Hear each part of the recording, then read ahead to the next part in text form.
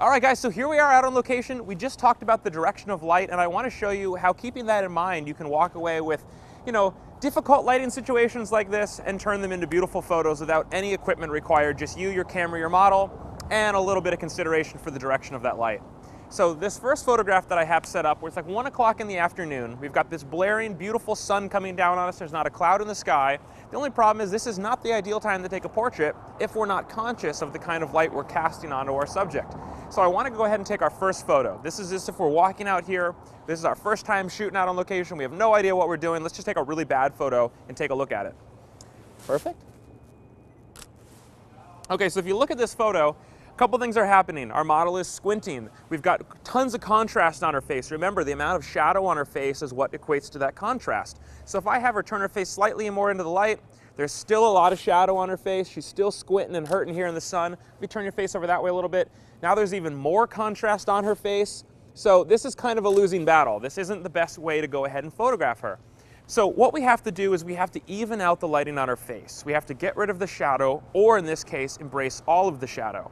So I want to show you what we can do simply by turning our subject around so that the sun is directly behind her, and watch what's next shot that we get. All right?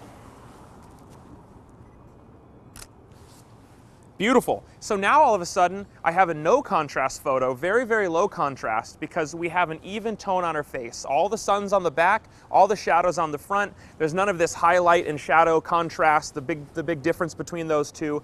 Because when you have that hard light source like we talked about from the small sun far away, and then you have a lot of contrast where it's half shadow, half highlight, what we're doing is not only blinding our model, but we're bringing out attention to all the blemishes or the wrinkles. She doesn't have much of any of them, but imagine if you have someone that had maybe a zit on their forehead or something. All of a sudden that shadow would go ahead and be very, very prominent and draw attention to the negative things or the things we might want to hide in a portrait.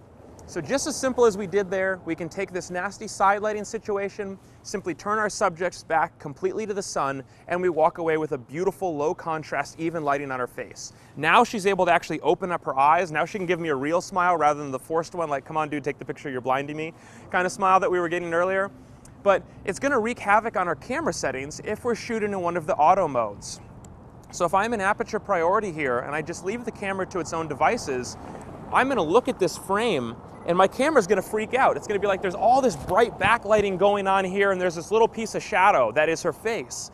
So we need to tell our camera to ignore all of this bright stuff. Otherwise our very next photo isn't gonna be a beautiful portrait like this, it's gonna be a silhouette. So let me show you what this silhouette might look like if we leave our camera to its own devices.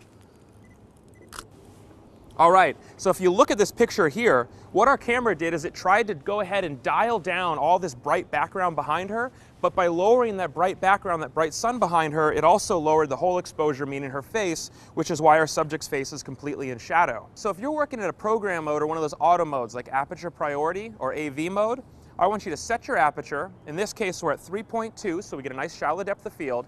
And then I want you to go to your metering mode and change your metering mode from matrix or evaluative like we have it most of the time and change it to spot metering mode.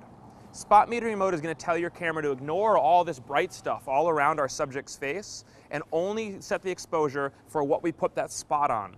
So if I come back over here, I'm at f3.2, I'm at ISO 100, I have spot meter mode on, and now I put the spot on her face. It ignores all that bright background, and once again we have a beautifully exposed picture for our subject's face, which is the goal when we're out here trying to take beautiful headshots.